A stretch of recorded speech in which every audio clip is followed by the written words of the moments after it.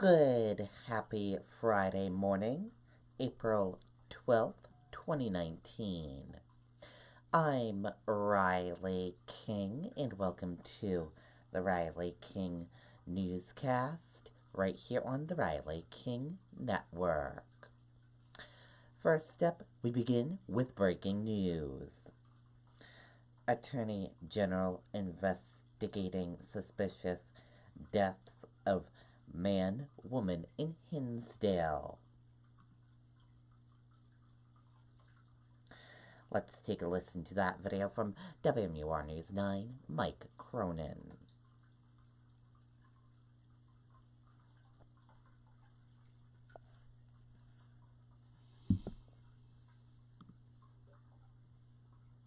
Right now at Ippolito's during our spring sale, you will receive a double discount equal to twice the Well, Tom, this investigation is just getting underway, so few details are being released tonight. But we can tell you that the Attorney General's office and state police are here at the Hinsdale Police Department as they try to piece together and figure out what happened here. Now, take a look. Here's some video from the scene tonight on Plain Road. That is where authorities are investigating the suspicious deaths of an adult woman and an adult man. The State Police Major Crime Unit truck is parked across the street from the house where we saw investigators go inside that home as they collect evidence. Right now, the Attorney General's office cannot comment on whether or not there is a threat to the public.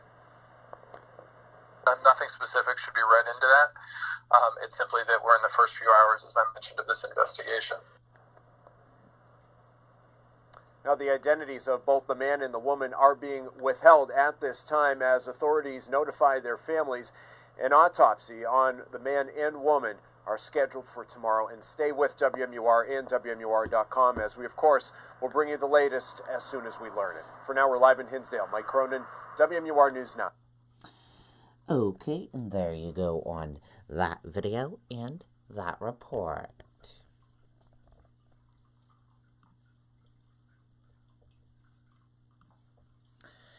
Investigation underway after Epping High School student told to cover Trump t-shirt at school.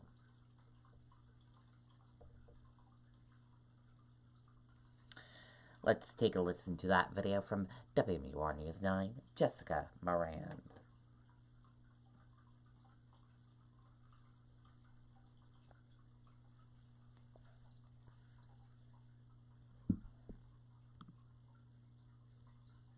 Do you need a new roof but think you can't afford it?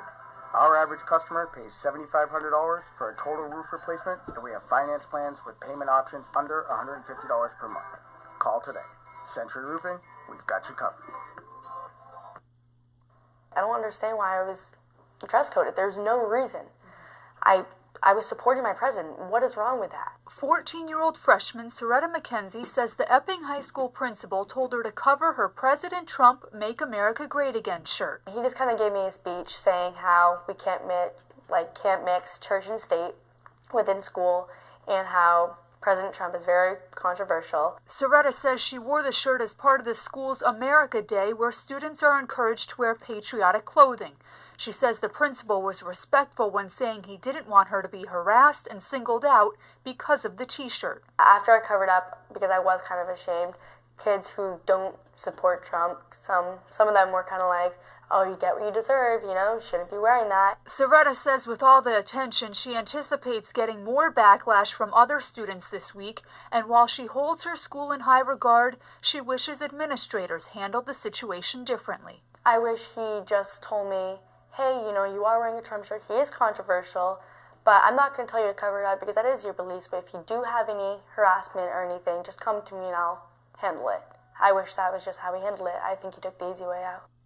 Now, Soretta says she expects to meet with administrators tomorrow and plans to attend a school board meeting next week to talk about dress code policies. Epping's superintendent sent a letter saying that the incident is under investigation, and the ACLU of New Hampshire says it submitted a request for more information on the district's speech policies. In the studio, Jessica Moran, WMUR News. Okay, and there you go on that video and that report.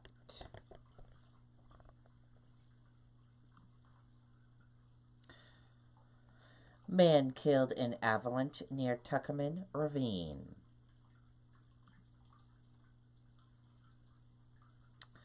Let's take a listen to this video from WMUR News 9, Siobhan Lopez.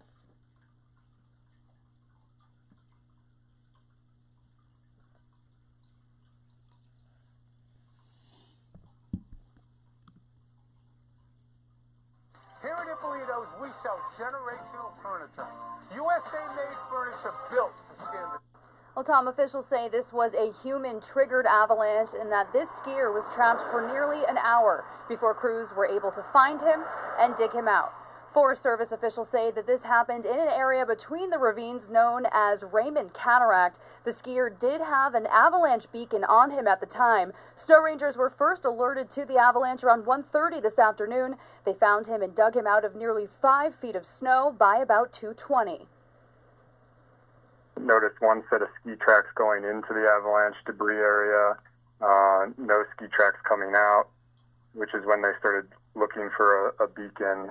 They located one buried skier who was about 1.5 meters under the snow.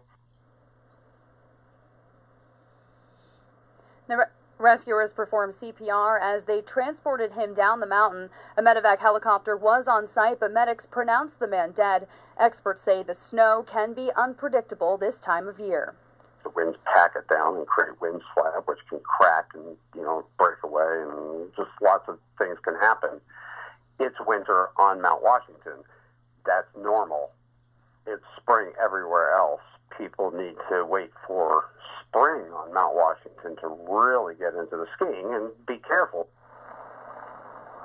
Now, the White Mountain Avalanche Center posted today's avalanche danger as being moderate. The name of that victim is not being released at this time. We're live in Pickham's Grant. Siobhan Lopez, WMUR News. Okay, and there you go on that video and that report.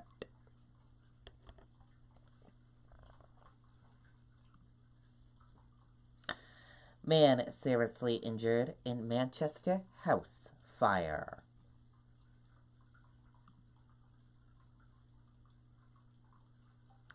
Let's take a listen to the video from WMUR News 9.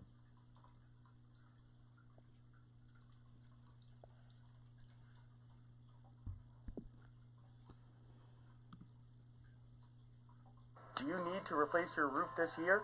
Call Century Roofing today to arrange a free estimate. Call now to take advantage of our spring special and get $500 off your total roof replacement. Century Roofing, we've got you covered.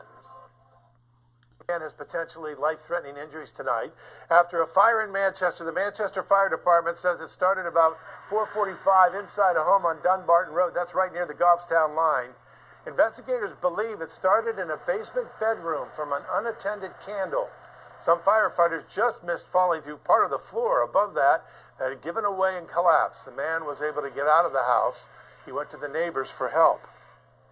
He was very hysterical, very upset, very out of control. I tried to calm him down, get him to calm down a little, but he was just very upset, of course. It was a 7-minute response time from the time we get dispatched to the time we arrived, so the fire did have a really good head start on us. Water was an issue. Our closest hydrant is 1,200 feet away, which is the last hydrant at the city limits. And while firefighters were able to save several pet rabbits inside, several others apparently died in that fire. It took about an hour to bring it all under control. No firefighters were hurt. Okay, and there you go on that video and that report.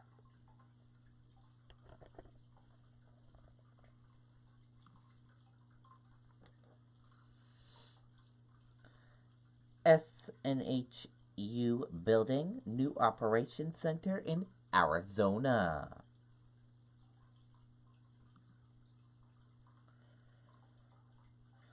Expansion will improve support for online students, university says. Southern New Hampshire University is expanding operations in Arizona. The Hooksett-based university is adding an operations center in Tucson that will include academic advisors, financial services, and information technology support. SNHU has more than 200 online programs and says the new faculty will mean better service for students in other time zones. The university plans to hire about 350 people for the new center.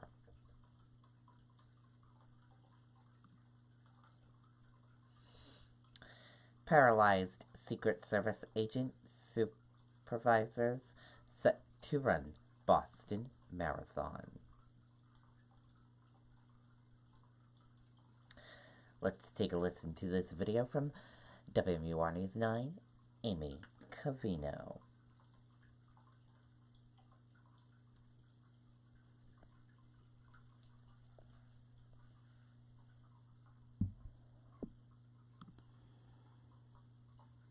Here at Ippolito's, we sell generational furniture. USA-made furniture built to stand the December 29th, 2015, Route 16 in Wakefield. Garrett Fitzgerald was buckled in the back seat. We were struck head-on by a driver driving the opposite direction who was high on heroin. The initial reports were really about as bad as you can get. His supervisor, Don McCrail, was on detail in South Carolina when he got the call. The worst accident involving our employees that I can think of in my 23 years.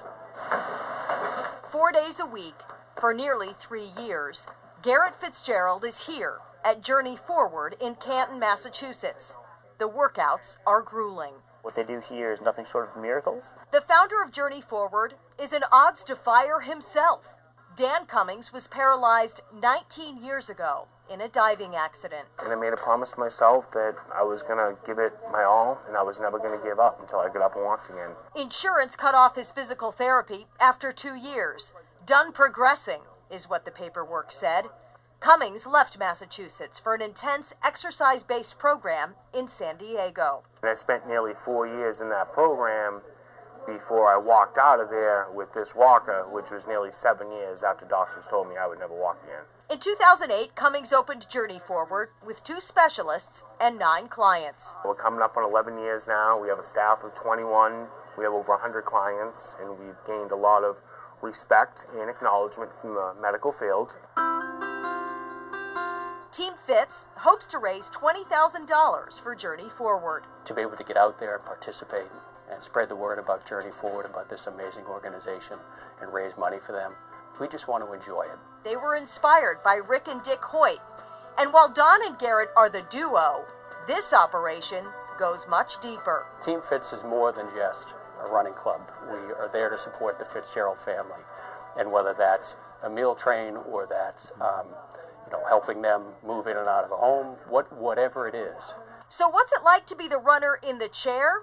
In a word, bumpy. You feel every terrain feature of the run, every curb cut, every bump, every pothole, everything you feel. Fitzgerald added another title to his resume last fall. He's a dad now.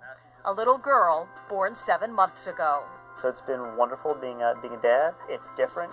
Certainly nothing can prepare you for that change, or the sleepless nights. But it's been great. Never, ever give up. Fitzgerald lives that motto every single day. In Boston, Massachusetts, Amy Cavino, WMUR News 9. Okay, and there you go on that video and that report.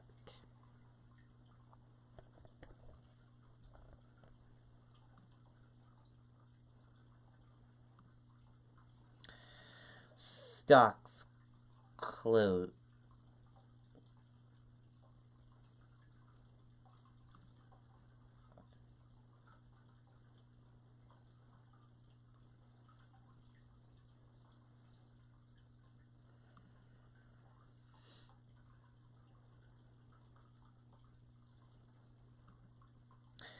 European stocks dip aimed investor caution over globe growth.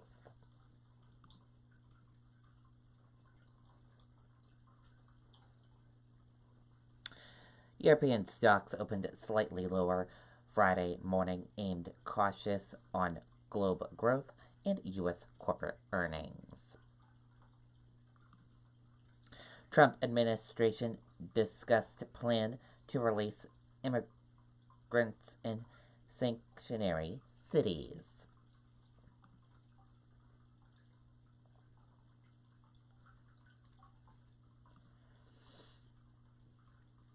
Trump administration officials engaged in conversation as recently as February about a plan to punish political rivals by transferring immigrants detained at the southern border onto the streets of sanctuary cities. Senior government officials familiar with the matter confirmed to ABC News. And that did it for the Riley King Newscast right here on the Riley King Network. I hope you all have a great rest of your day, and I'll see you back here later on today for another newscast. And I'll have a news report coming up in a little bit. Goodbye, everyone.